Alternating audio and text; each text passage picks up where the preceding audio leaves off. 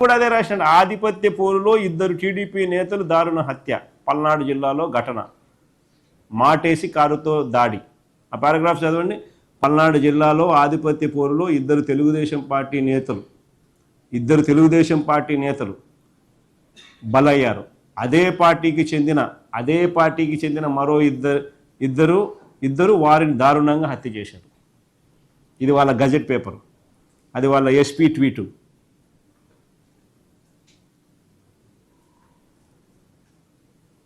ఈ కేసులో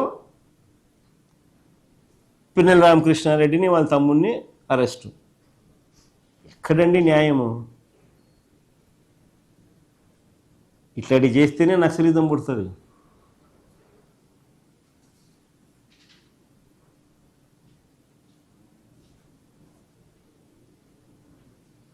ఎక్కడైనా న్యాయం ఉందా, ధర్మం ఉందా, ఏమైనా ఉందా అసలు?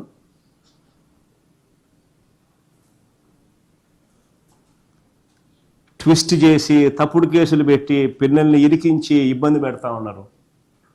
అంతకుముందు కూడా అంతే. అంతకుముందు కూడా ఎన్నికల సమయంలో రిగ్గింగ్ను అడ్డుకున్నందుకు 54 రోజులు జైల్లో పెట్టినారు అంతకుముందు ఇదే పిన్నెల రామకృష్ణారెడ్డిని. చంద్రబాబు నాయుడు గారు ముఖ్యమంత్రి అయిన తర్వాత ఈ 19 నెలల కాలంలో ఏకంగా పిన్నెల రామకృష్ణారెడ్డి మీద పెట్టిన కేసులు ఎన్నో తెలుసా? 16 కేసులు పెట్టారు.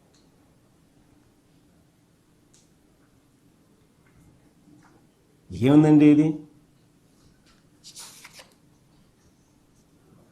అసలు చంద్రబాబు నాయుడు రెడ్ బుక్ రాజ్యాంగం ఇంకా ఎంత దారుణంగా ఉంది అని అంటే, విశాఖపట్నంలో మా పార్టీకి చెందిన విద్యార్థి నాయకుడు, చిన్నపిల్లోడు, విద్యార్థి నాయకుడు, ఆ పిల్లోడు విశాఖపట్నంలో మా పార్టీకి చెందిన విద్యార్థి నాయకుడు కొండారెడ్డి అని, విశాఖపట్నంలో విద్యార్థి నాయకుడు, ఆయనను కూడా ఇదే మాదిరిగా దొంగ కేసుతో అరెస్ట్ చేసినారు. ఆశ్చర్యం ఏం తెలుసా? ఆ కేసు చూడండి. అసలు ఆ పిల్లని పాపం విద్యార్థి అని కూడా చూడకుండా, స్టూడెంట్ అని కూడా చూడకుండా గంజాయి కేసు పెట్టారు. ఆశ్చర్యం ఏం తెలుసా? ఆ కేసులో రైల్వే న్యూ కాలనీలో పట్టుకున్నామంటూ ఎఫ్ఐఆర్ రాసినారు. రైల్వే న్యూ కాలనీలో పట్టుకున్నామంటూ ఎఫ్ఐఆర్ నమోదు చేసినారు. ఆశ్చర్యం ఏమిటో తెలుసా? తీరా తన ఇంటి దగ్గరే దగ్గరలో ఉన్న టిఫిన్ సెంటర్కు కొండారెడ్డి వెళ్తుండగా మద్దిలపాలెం వద్ద అడ్డగించి మరీ అదుపులోకి తీసుకున్నట్టు సీసీ కెమెరా ఫుటేజ్ ఉంది. ఇంకా ఆశ్చర్యం ఏమిటో తెలుసా? తీసుకొని పోలీస్ స్టేషన్కు తీసుకొని పోయినట్టు కూడా సీసీటీవీ ఫుటేజ్ ఉంది. ఇంకా ఆశ్చర్యం ఏమిటో తెలుసా? పోలీస్ స్టేషన్లో ఆ పిల్లోని పెట్టుకొని ఆ పిల్లోని బైకు 14 కిలోమీటర్లు తీసుకొని పోయినారు రైల్వే న్యూ కాలనీ లేకి. ఆ బైక్లో జీపీఎస్ ట్రాకర్ ఉంది కాబట్టి పోలీస్ స్టేషన్ నుంచి అక్కడికి బైక్ పోయినట్టు జీపీఎస్లో ట్రాక్ అయింది. తీసుకొని పోయి ఆ పిల్లోడు అక్కడ అరెస్ట్ బుక్ చేసి, అక్కడ గంజాయి అని చెప్పి, గంజాయి దొరికిందని ఆ పిల్లోని అక్కడ అరెస్ట్ బుక్ చేసినారు. ఈ మాదిరిగా చేస్తే వ్యవస్థలు బతుకుతాయని అడుగుతా ఉన్నా. ఒక చిన్న పిల్లోని పట్టుకొని ఇరికిచ్చే కార్యక్రమం, లైఫ్ను రూయిన్ చేస్తున్నామన్న ఏమాత్రం కూడా కనీసము కొద్దిగా గిల్టీ కాన్షియస్ కూడా లేకుండా రెడ్ బుక్ రాజ్యాంగం. వీళ్ళే కాకుండా ఇంకా అడుగులు ముందుకు వేస్తే వీళ్ళే కాకుండా ఇప్పటికే మా పార్టీకి చెందిన ఎంతో మందిని అన్యాయంగా జైలుకు పంపించారు. లేని లిక్కర్ కేసును సృష్టించి, చంద్రబాబు నాయుడు అనే వ్యక్తి బెయిల్ మీద ఉన్నాడు లిక్కర్ కేసులో. ఆ కేసును నీరు గార్చేందుకు, తన పాలసీ వల్ల తాను రాష్ట్రం నాశనం అయిపోయి తాను లూటీ చేసినాడు అనేది ఏదైతే తన మీద కేసు ఉందో ఆ కేసును నీరు కార్చేందుకు మధ్యలో ఉన్న మా గవర్నమెంట్ పాలసీని తప్పుగా చూపించేందుకు చంద్రబాబు నాయుడు తాపత్రయపడతా ఉన్నాడు.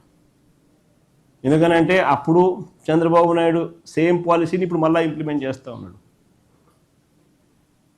సో ఇప్పుడు ఇంప్లిమెంట్ చేసే పాలసీని జస్టిఫై చేసుకునేదానికి, అప్పుడు తాను అప్పుడు తన మీద పెట్టిన కేసును కొట్టేయించుకునేదానికి మధ్యలో ఉన్న పాలసీని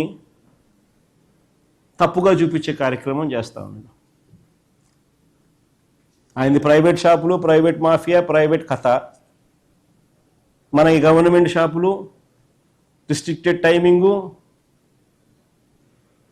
అన్ని రిస్ట్రిక్షన్స్. సో ఈ పాలసీ మళ్ళీ తీసేసినాడు, మళ్ళీ ప్రైవేట్కి వచ్చేసినాడు. సో మళ్ళా డిస్ట్రిబ్యూషన్ అయిందే, మ్యానుఫ్యాక్చరింగ్ అయిందే, మళ్ళీ అన్ని స్కాములు అయినాయి. సో దీన్ని ఫెసిలిటేట్ చేసుకునేందుకు మధ్యలో పాలసీలో లేని లిక్కర్ స్కామ్ను చూపించే ప్రయత్నం. లేని లిక్కర్ కేసును సృష్టించి చెవిరెడ్డి భాస్కర్ రెడ్డిని లోపలేసినారు, మిథున్ రెడ్డిని లోపలేసినారు. మిథున్ రెడ్డికి బెయిల్ మంజూరు చేస్తూ జడ్జి రాసిన జడ్జిమెంట్ కాపీ ఒకసారి చదవండి. ఒకసారి ఎంత ఇదిగా జడ్జి రాసినాడంటే, అసలు ఎందుకు అరెస్ట్ చేస్తున్నారు, ఆయనకి ఏం సంబంధము అని ఏకంగా జడ్జి కూడా ఆశ్చర్యపోయి రాసే పరిస్థితిలో రాసిన జడ్జిమెంట్. లేని లిక్కర్ కేసు సృష్టించి చెవిరెడ్డి భాస్కర్ రెడ్డిని, మిథున్ రెడ్డిని, రిటైర్డ్ అధికారులు కృష్ణమోహన్ రెడ్డిని, ధనుంజయ రెడ్డిని, MNC company whole time director Balaji గోవిందప్పను, రాజ్ కసిరెడ్డిను, వీళ్ళందరినీ నిర్బంధించినారు. ఒక లేని స్కామ్ ఉన్నట్టుగా చూపించేదానికోసం. ఆశ్చర్యం ఏంటంటే డబ్బులు 11 కోట్ల డబ్బులు దొరికినట్టుగా చూపిస్తూ ఉన్నారు. ఈ పిటిషనర్స్, ఈ బాధితులు కోర్టులో పిటిషన్ వేసినారు. ఆ 1100 కోట్లు ఏదైతే ఉన్నాయో దాని నోట్ నెంబర్స్